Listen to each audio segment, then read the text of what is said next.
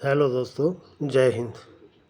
आज हम डिस्कस करेंगे LIC की निवेश प्लस प्लान, जिसका टेबल नंबर 749 है। यह जो प्लान है वो शेयर मार्केट से रिलेटेड है।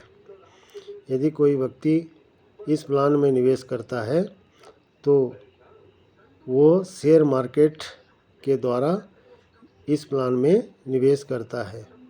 जब भी कोई व्यक्ति इसमें निवेश करता है तो उसके जो इन्वेस्टमेंट अमाउंट है उसको दो भागों में डिवाइड कर दिया जाता है।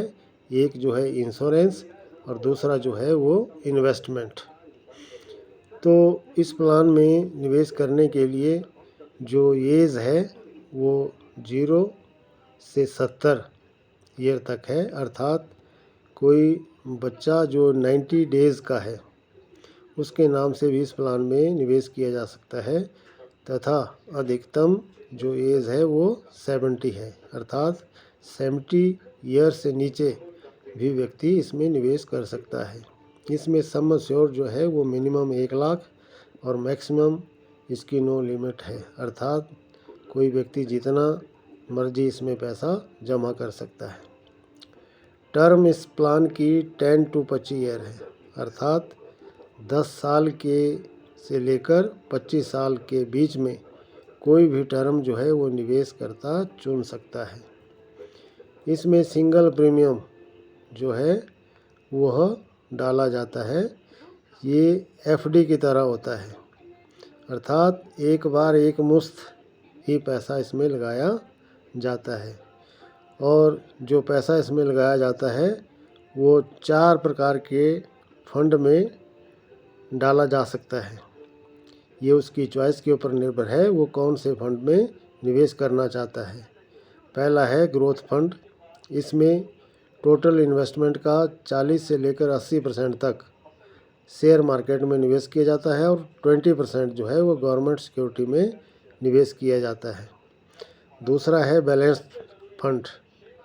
इसमें 50% जो है वो शेयर मार्केट में और 50% जो है वो गवर्नमेंट सिक्योरिटी में निवेश किया जाता है। तीसरा जो प्रकार है वो है सिक्योर फंड। इसमें थोड़ा सा अमाउंट जो है जैसे 15 से 25% जो है वो शेयर मार्केट में और रेस्ट ऑफ द जो मनी है वो गवर्नमेंट सिक्योरिटी में निवेश किया जाता है।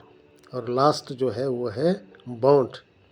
इसमें कोई भी पैसा शेयर मार्केट में निवेश नहीं किया जाता, बल्कि सारा का सारा जो पैसा है वो गवर्नमेंट सिक्योरिटी में निवेश किया जाता है।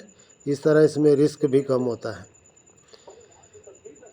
इस प्लान में लोन की फैसिलिटी नहीं है, तथा जो टैक्स बेनिफिट है इसमें सेक्शन 80C के तहत जो निवेश करता है वो 1.5 लाख तक जो है वो टैक्स छूट ले सकता है।